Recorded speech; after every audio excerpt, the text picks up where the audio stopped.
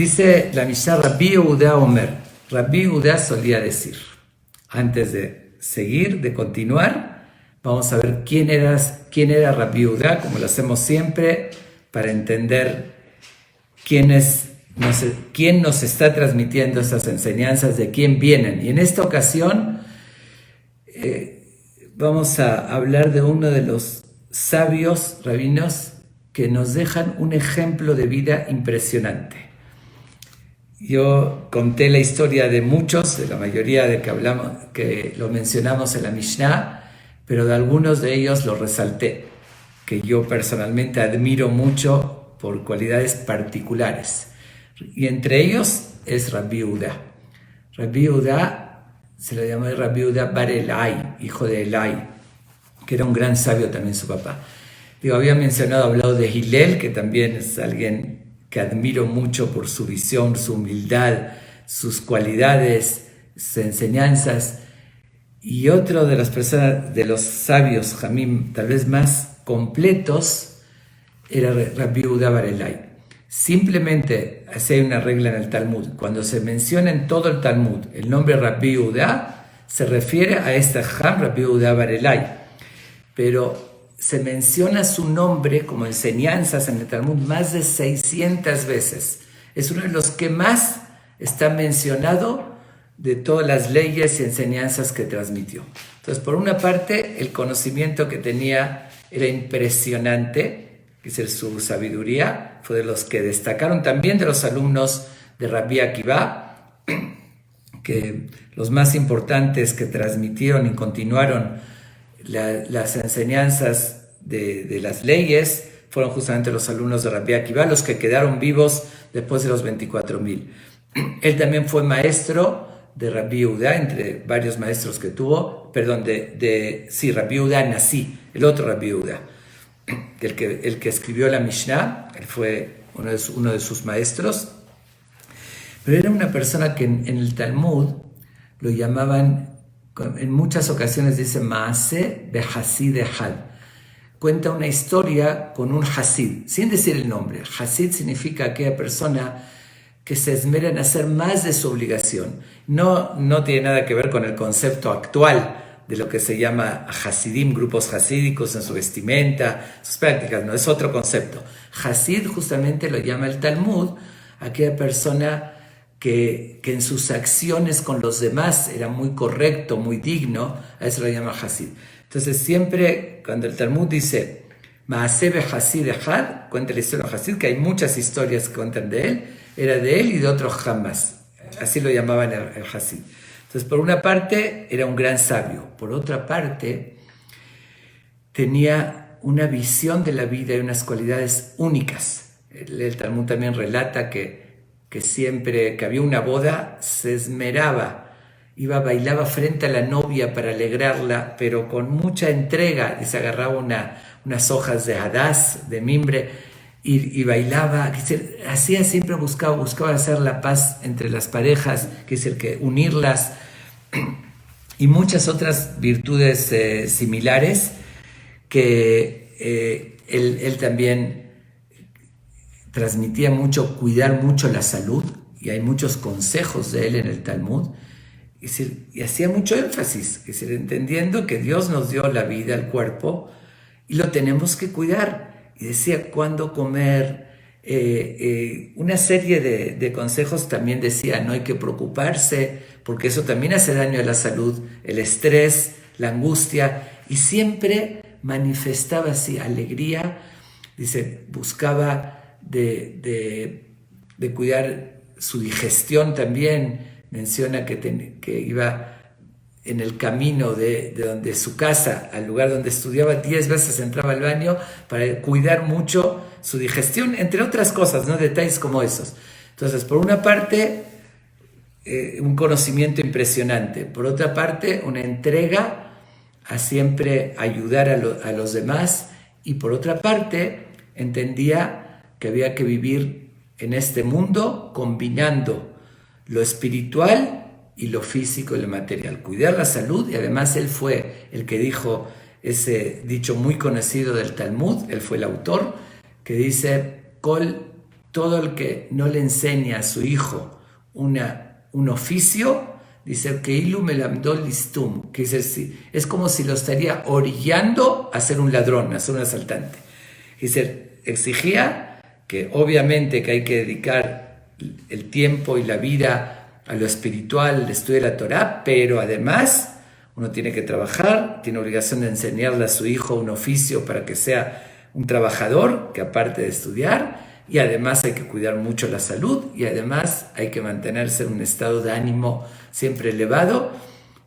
Entonces, por eso digo de que lo considero uno de los sabios que predicaba con un ejemplo de vida, con un equilibrio, con una visión de mucha sabiduría, un comportamiento único, idóneo, y por eso lo considero algo completo, ¿no? En todos los aspectos. Si vemos la historia de él, cada detalle, todo como lo menciona el Talmud, vemos algo impresionante que tenemos que aprender no nada más de las enseñanzas que él nos está dejando, sino también de sus acciones.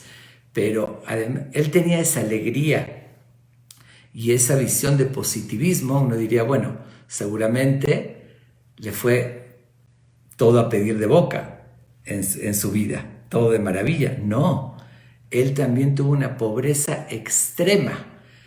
Hablé, como dije ayer, hablé de unos jamim que tuvieron mucha riqueza, pero también mencioné ayer también a los jamim que mencionamos en la Mishnah anterior, de Rabbi Elazar ben Shamua y Rabbi Yohanan Sandelar, que Rabbi Elazar ben Shamua vivió en una época de mucha pobreza, fue compañero de él, en la misma época que describe el Talmud, que dice que se cubrían 6 niños con una sola prenda, que había tanta pobreza, pero sin embargo, y él sí lo padeció, pero sin embargo él tenía esa visión de positivismo a pesar de, incluso cuenta en el Talmud que una vez Rabbi Shimon ben Gamliel, que era el presidente de los Jamim, decretó por una situación muy fuerte, que decretó un día de ayuno y que todos los Jamim los convocó que vayan al templo a hacer un rezo especial. ¿Y qué pasó? Ese Rabbi Yehuda bar Elai no llegó.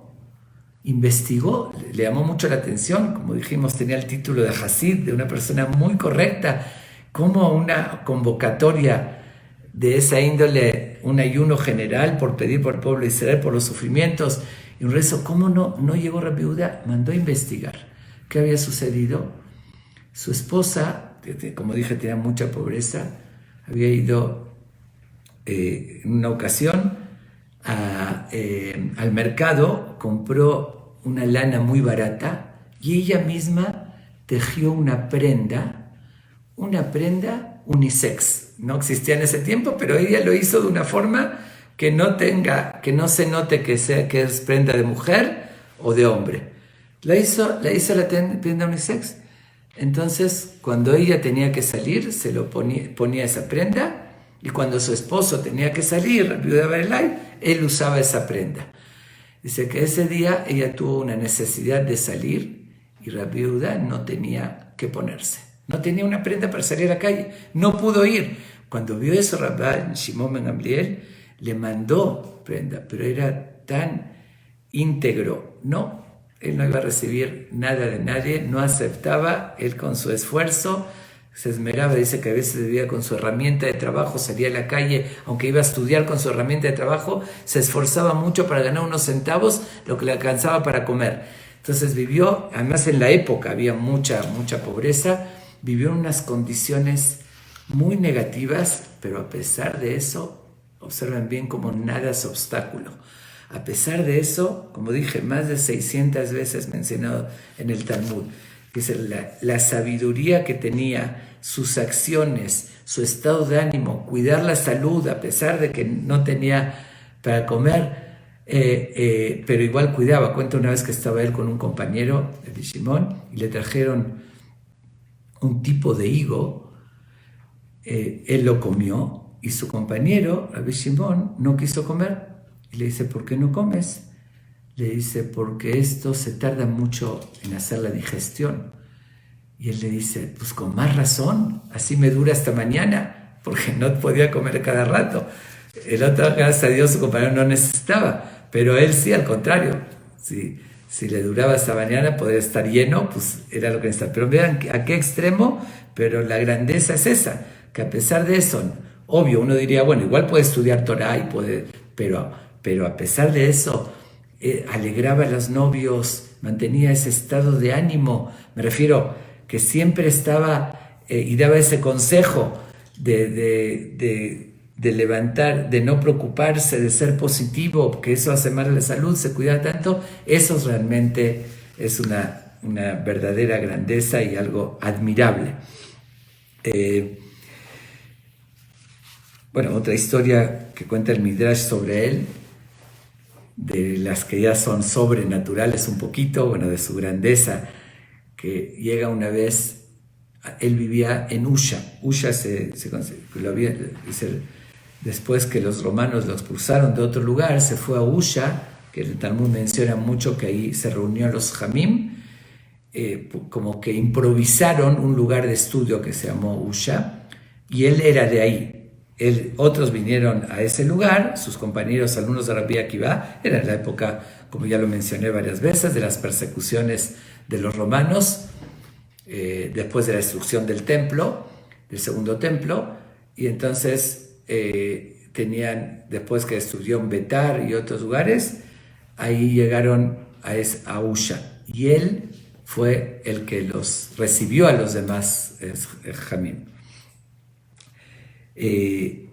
Llega una vez un general de los romanos con un batallón, llega a Usha, estaban en sus batallas, en sus expediciones, y le pregunta el general, ¿quién es el dirigente aquí de los Jamim, de los sabios? ¿Quién es el dirigente de los judíos en este lugar? Le dijeron, Rabbi Yehuda bar Elai, él es el más importante. Lo llama y le dice, necesito que ustedes se encarguen, ustedes, la comunidad judía, ahorita de dar de comer a mi batallón. Vamos a estar aquí 3 días y 3 noches. Ustedes se tienen que encargar de conseguirle todas las necesidades, comida, bebida.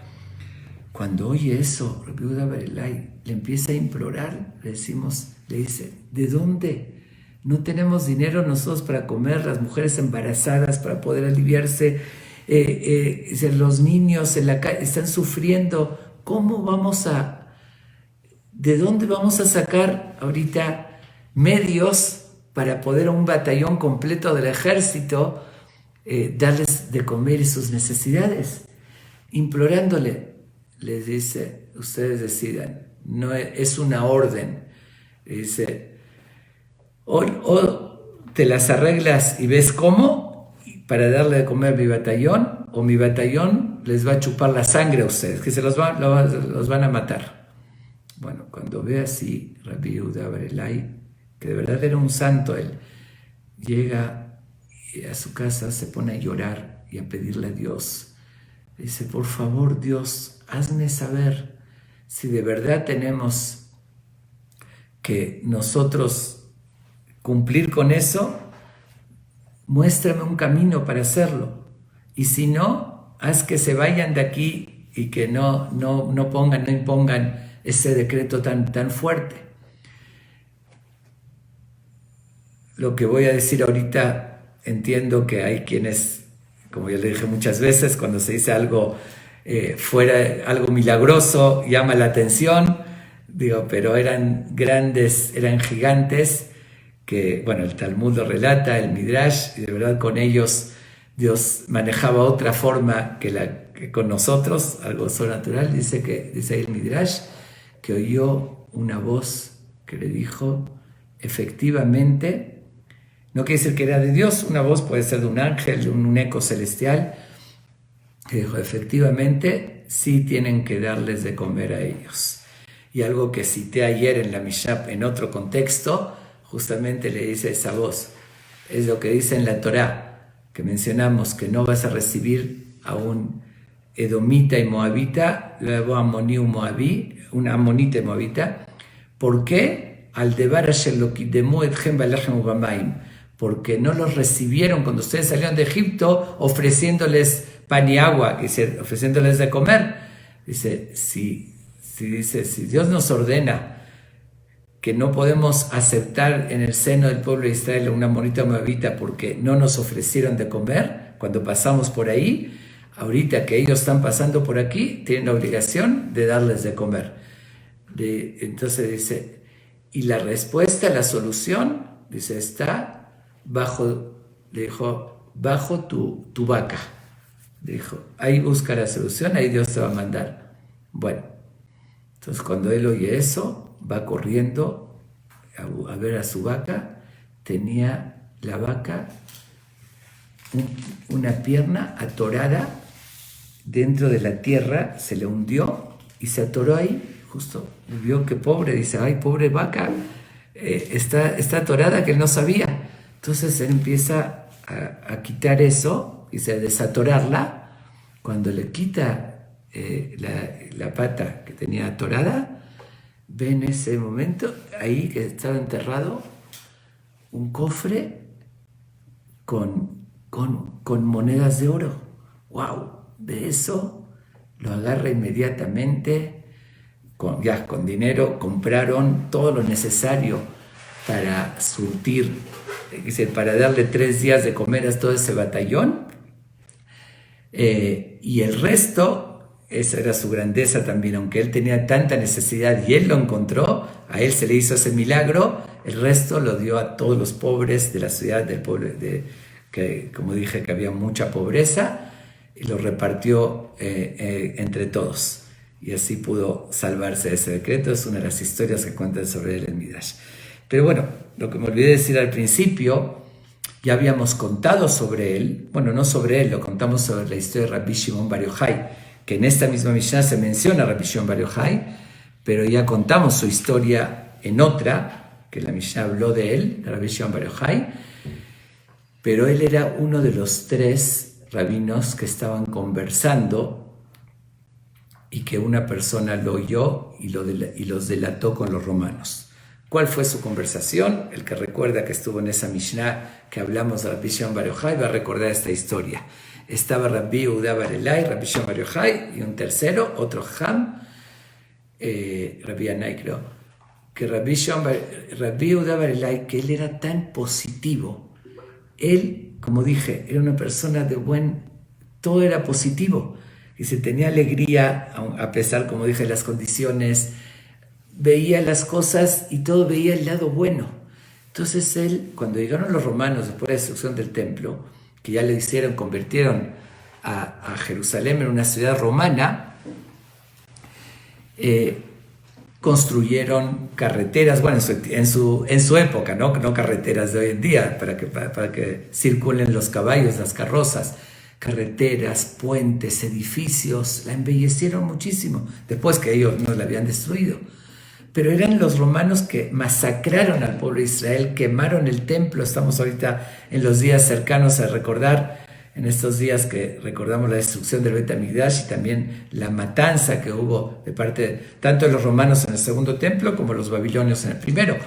Pero ahorita hablando de los romanos, pero sin embargo, él, a pesar de que eran los enemigos declarados, sacaban cada ratito decretos, mataron a grandes jamín como Rabbi Akiva, torturándolos y todo lo negativo, él sin embargo vio esas construcciones y los alabó.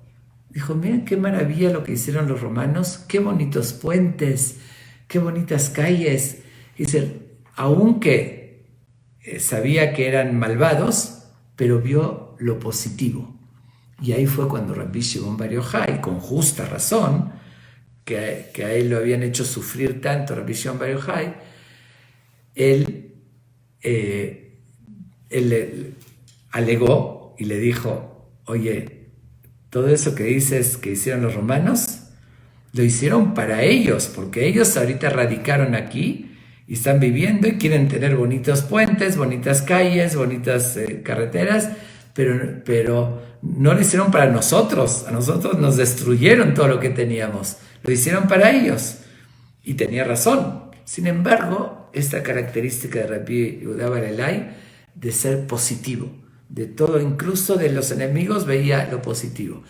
Y estuvo un tercer Ham Rabbi Yonai, creo que era, que se quedó callado. Entonces, de ahí vino la historia, de ahí surge la historia de Rabbi Shimon Bar Yochai, que había otra persona que estaba con ellos oyendo, que un cuarto, que se llama Shimon Akiri, no me acuerdo cómo, que fue y contó a los romanos la conversación que oyó. Era en una plaza, él paró, como dicen, los oídos, oyó esa conversación y fue y les contó todo lo que habían dicho y cada quien. Por lo tanto, a Rabbi Yehuda Bar Elai, que habló bien, lo nombraron los romanos Rosh Hamedaberim, así dice en Talmud, que en cualquier reunión, en cualquier junta, tanto de estudio como de representación, el jefe, el primero que tenía que hablar era Rabbi Yehuda, que lo honraron. A Rabbi Shimon Bar Yochai lo decretaron, que se le decretaron la muerte por haber criticado, y al otro Ham lo expulsaron y se tuvo que ir de Jerusalén. Entonces, de ahí viene la historia de Rabbi Shimon Bar Yochai, que justamente en esta misma Mishnah ahorita lo vamos a mencionar, pero ya no vamos a hablar de su historia, que se tuvo que escapar, que se tuvo que esconder, primero en su casa, un lugar de estudio, que su esposa le llevaba la comida. Después se dio cuenta que la persecución estuvo más fuerte y sabía que podían llegar con su esposa y torturarla para que le diga dónde estaba. Entonces se escapó sin avisar a nadie y ahí fue que se fue a la cueva 12 años, salió, volvió otro año, etcétera, etcétera. La historia famosa de Rabbi Shimon Bar Yochai. Pero Rabbi Yehuda era el que habló bien y por eso era en todo lugar, era el que hablaba primero.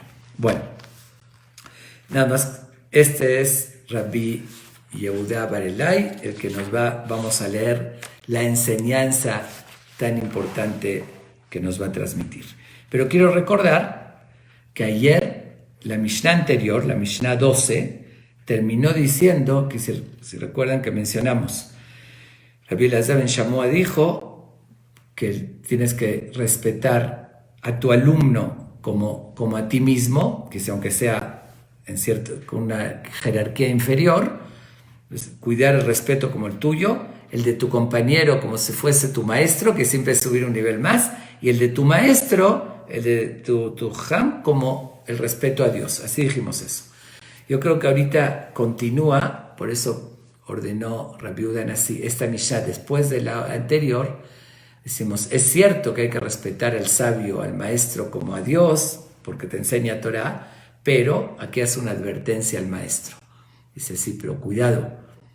Dice, Ebe Zair betalmud, Rabbi Yehuda Omer, Ebe Zair betalmud, sheshigat talmud ola zadon. Le advierte a este mismo sabio, a este maestro, que lo tienen que respetar, pero él tiene que ser muy cuidadoso.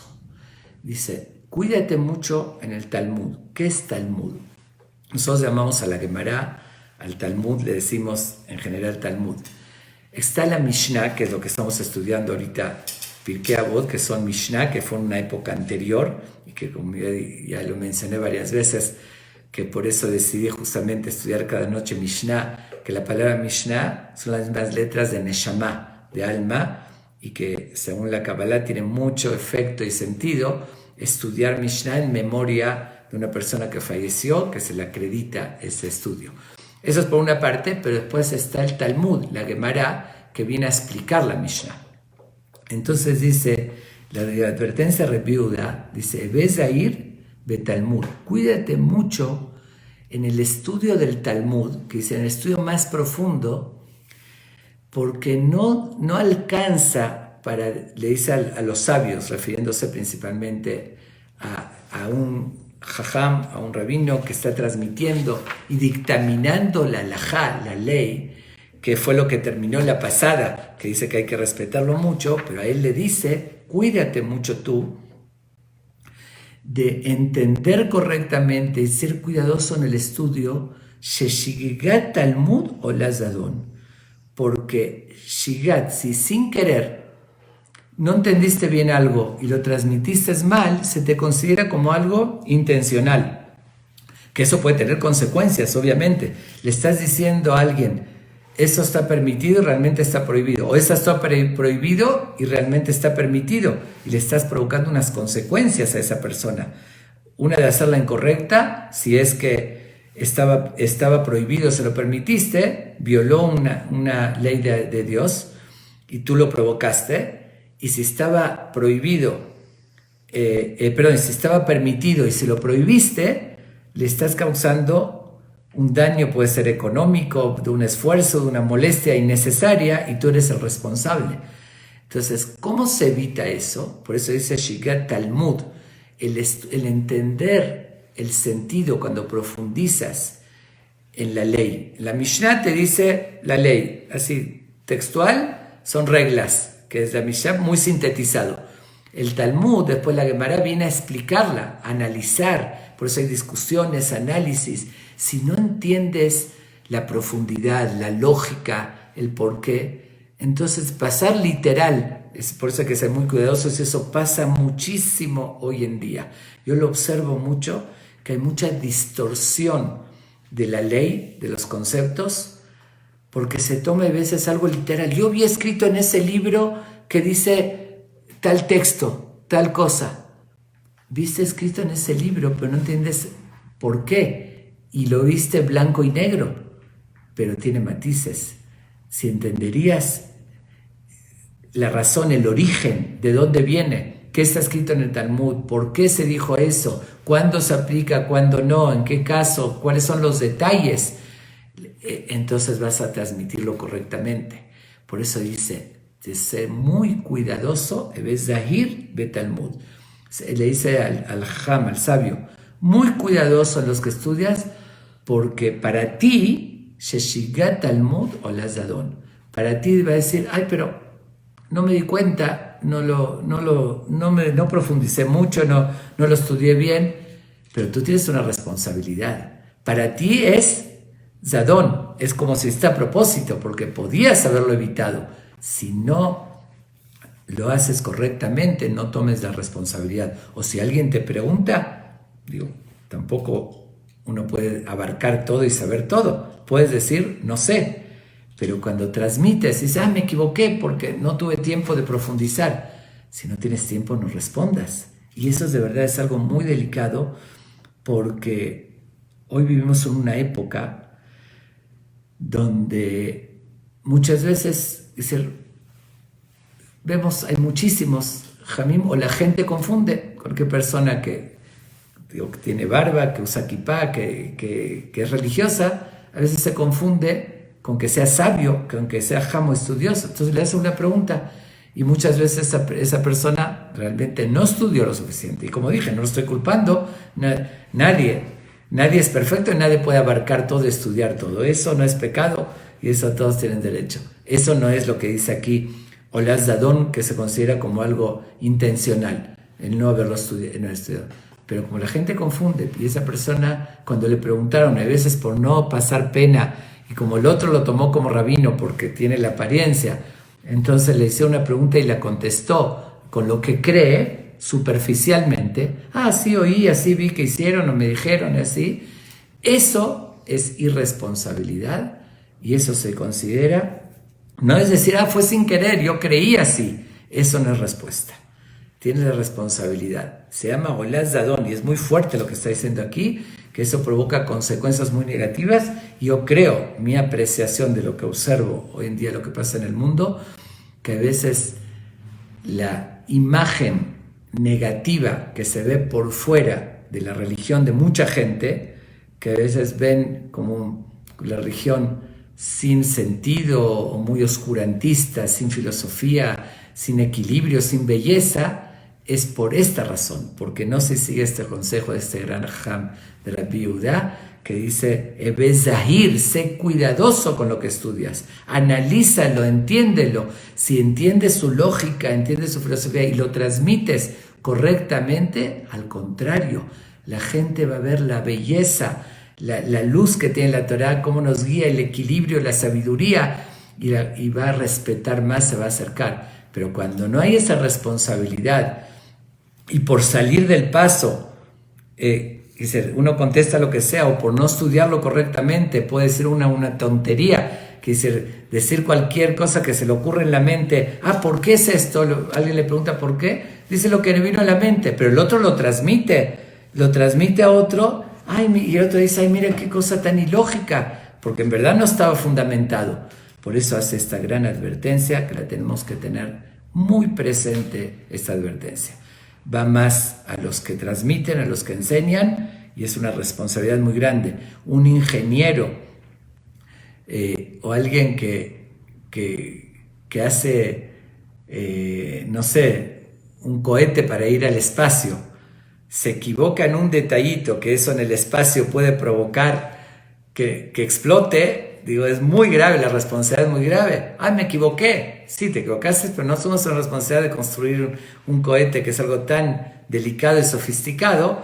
Y si alguien ahorita va a hacer la vacuna, que está en muchos laboratorios, no puede decir, cometí un error, fue sin querer, fue equivocándome, un error que después tenga consecuencias fatales. No, yo aquí tuve buena intención de hacer la vacuna y de salvar a mucha gente. Pero si no tomaste todas las medidas, lo probaste, los efectos secundarios o colaterales que puede provocar, etcétera, después Barminam, gente murió, me equivoqué. No es respuesta, me equivoqué, es como hacerlo intencionalmente, porque si estás asumiendo una responsabilidad de algo tan delicado, tan importante, tienes que hacerlo con conciencia absoluta, con mucha responsabilidad, con mucha dedicación, y si no, no lo hagas. No digas simplemente me equivoqué. En otras cosas sí, una persona, un alumno, ahí sí, y puede ser ignorante, y que a él sí se puede decir que fue sin querer. Hay una frase que dice en el profeta, que justamente en el Talmud le da esta explicación. Emor le'ami pesha'ai ulbet Yaakov hatatam. Dile a mi pueblo sus errores graves, se refiere intencionales, y a Bet Yaakov sus errores hatatam, dice sin querer. Dice el Talmud, ¿a quién se refiere? Emor le'ami, a los dirigentes, pesha'am, el error grave, intencional, y al resto del pueblo sin querer. ¿Qué significa? Cuando alguien transmitió, el sabio, el dirigente, transmitió algo equivocado, para él se le consideró como intencional, y para el que lo recibió sin querer, él recibió la información del Ham, ¿qué culpa tiene? Ahí sí no lo juzgan, pero el que lo transmitió, no hay decir me equivoqué. Bueno, seguimos en la misma Mishnah menciona a un compañero de Rabbi Yehuda, que ya lo mencionó, Rabbi Shimon Bar Yochai. Ahí lo llama Rabbi Shimon. Justamente estos dos Jamim, dice la regla de la Gemara, el Talmud. Cuando dice simplemente el Talmud Rabbi Yehuda, se refiere a este Rabbi Yehuda Bar Elai, el que se mencionó más de 600 veces.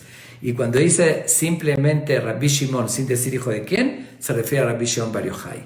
Entonces la historia ya la contamos en otra Mishnah extensamente, entonces vamos a continuar. Dice Rabbi Shimon Omer, Shelosha Ketarim Hem. Eso también es una enseñanza muy importante y muy interesante. Dice, hay 3 coronas nos fue dado al pueblo de Israel. Coronas para coronarnos con ellas. Obviamente, corona es un título muy, muy especial, que se recibe una corona. ¿A quién se le pone una corona? A un rey. Y sí, efectivamente, una de ellas es la corona real. Pero dice Shelosha Ketarim. ¿Cuáles son? Keter Torah, la corona de la Torah. Coronarse es llegar a un nivel de sabiduría, como esos caminos que estamos estudiando de ellos, Rabbi Yehuda Bar Elai, Rabbi Shimon Bar Yochai. Ellos se coronaron con la corona de la Torah. Bueno, realmente el término corona, nada que ver con el virus, estamos hablando ahorita de una corona de verdad, coronarse. El término corona justamente se menciona cuando el pueblo de Israel recibió la Torah, dice el Midrash, que cuando dijeron Naaseh Benishma, respondieron se comprometieron a llevarla a cabo incondicionalmente. Naaseh, la vamos a hacer, Benishmai, la vamos a entender, que dice de forma incondicional. Dice que bajaron 2 ángeles y a cada uno le pusieron 2 coronas, una por Naaseh, una por Nishma. Es metafórico, pero el concepto que se menciona igual es ese concepto de coronarlos con la Torah. Entonces, ahí está el concepto de corona.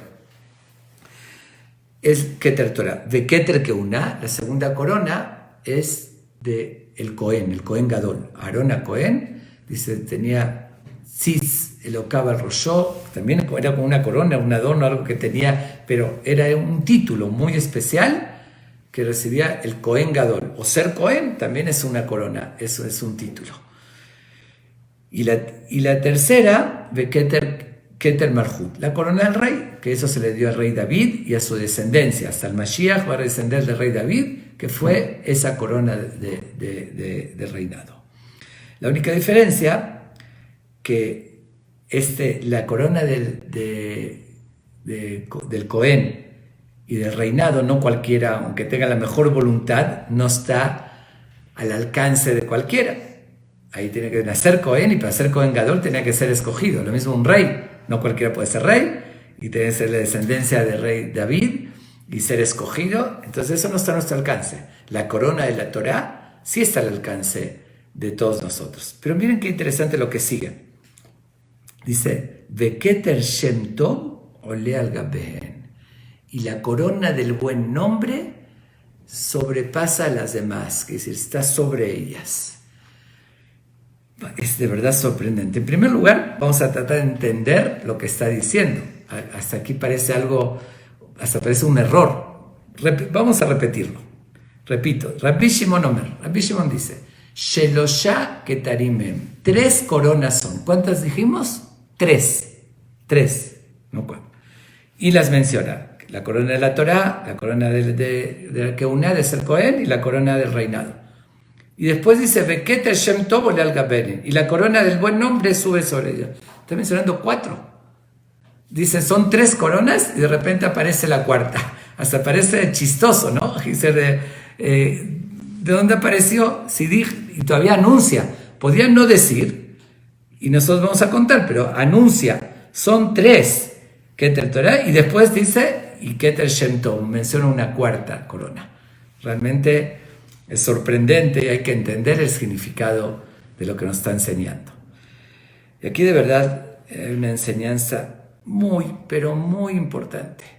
A los que me están oyendo, quiero pedirles que presten mucha atención, porque es muy significativa esta enseñanza para todo nuestro comportamiento como judíos, siguiendo las leyes de la Torah. Es una enseñanza elemental lo que está diciendo aquí.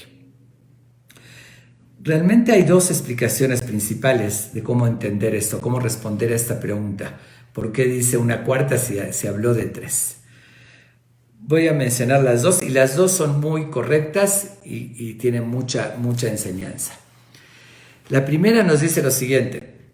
Efectivamente son 3 coronas. El concepto de coronarse, y hay pesukim que dice, respetarás, la la persona que llegó a sabiduría, le pones como una corona al rey, obviamente al Cohen Gadol, etc. Son 3. Pero dice que esas 3 coronas, si no tienen una 4ª, esa no existe, no es una corona como tal. Pero ¿cómo esa corona tiene validez? ¿Cómo lo coronas al que tiene una de esas 3? De la Torah, o de ser Cohen Gadol, o de ser rey, cuando tiene buen nombre.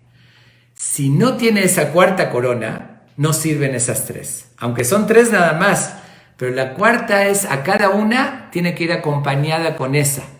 Porque un rey, los reyes del pueblo de Israel, hubo reyes que siguieron lo que les decía el profeta y seguían los valores de la Torah, se lo debe respetar. Y al rey que no, como hubo reyes idólatras y demás, no se lo debía respetar. Se perdió el valor de esa corona. Lo mismo un Cohen Gadol. Justamente se menciona en el Tanaj, Elí era Cohen. Y los hijos de él fueron corruptos, fueron Kohanim, también Gedolim, sí, pero fueron corruptos. Y fueron castigados. aunque sea Cohen Gadol, que tengan esa corona, no por eso merecen el respeto. Y lo mismo el que tiene la corona de la Torá. El que tiene la corona de la Torá, si no va acompañada por el buen nombre, ¿qué significa el buen nombre? ¿Cómo se adquiere el buen nombre? Que en otro lugar está escrito también en Pirkei Avot, que es la adquisición más valiosa. ¿Cómo se adquiere el buen nombre? Obviamente con el buen comportamiento. Es decir, con una persona, si ves un gran jajam incluso, que tiene de verdad mucha sabiduría, pero es enojón, es tranza, es mentiroso, ofende a los demás, toda la sabiduría no vale nada y no merece el respeto. Por eso esto también continúa a lo anterior. Antes dijimos en la Mishnah anterior, Morá Rabbaj que Morá Shamaim. Tienes que respetar a tu jam que te enseña lo espiritual como a Dios. Sin embargo, aquí Rabbi Yehuda dice, pero al jam se le advierte, cuidado en lo que enseñas y ser responsable. Y también se le advierte que tenga Shem Tov, buen nombre, porque aunque tenga toda la sabiduría y no tiene esa parte, que tiene un mal nombre, la gente, ¿quién se le quiere acercar? Una persona que todos lo detestan por su carácter, por su comportamiento. Entonces ahí esa corona pierde el valor, se le quita. Esa corona ya no sirve. Y eso es algo que de verdad tenemos que tener muy presente, que la más importante es Shem Tov. Y mucha gente a veces se pregunta, bueno, vemos grandes sabios, pero que su comportamiento también deja mucho que desear y que tratan mal a los demás o que no son honrados, etc. Ahí perdió el título ese, perdió esa corona, la desprestigió y la degradó a esa corona. Esa es una explicación, por eso no dice 4, en verdad son 3, pero hay una que acompaña a esas 3. Para que valga cualquiera de esas 3, tiene que ir acompañada con esa. Lo llamó Keter, corona, porque eso es lo que hace que valga la corona, la verdadera. Ok, la otra explicación, que también es muy cierta, dice, estas 3 no son sencillas, no están al alcance de cualquiera. 2 dijimos que son imposibles para una persona normal, el que no le tocó ser Cohen, aunque pague millones de dólares, digo, no lo van a convertir en Cohen. Que no puede ser rey, hoy en día no tenemos ese concepto de rey, pero cuando existía la realeza y la descendencia de David, en los hijos, nietos, etc., el que no era de esa descendencia y que no le tocó, no podía ser rey. Ok, la otra corona de la Torá sí, cualquiera la puede adquirir, pero no cualquiera tiene la oportunidad o la capacidad o se le presenta llegar a un nivel que reciba la corona de la Torá. No nada más estudiar Torá, estudiarlo a un nivel que se coronó, una sabiduría profunda. Ok, entonces son gente más selectiva la que pueden tener esa corona. Pero Keter Shem Tov, la corona del buen nombre, ese sí está al alcance de cualquiera. Cualquier persona que hace buenas acciones, ayuda a los demás, se comporta adecuadamente, respetuosa, puede adquirir ese nombre, el buen nombre, y esa Olalgaben, dice, aunque no es una corona como las otras 3, que es un título, una corona particular, por eso dice nada más son 3 reconocidas, pero esta 4ª supera a las demás, que es la más importante, y esa está al alcance de cualquiera. No forzosamente uno tuvo que tener la oportunidad de seguir la carrera, de estudiar en yeshiva desde pequeño y tener la oportunidad de haber estudiado profundamente y tener el medio. No todos lo tienen, pero puede adquirir esa corona que es la más valiosa y que eso nos pide Dios y que esa está al alcance de todos nosotros. Muy famoso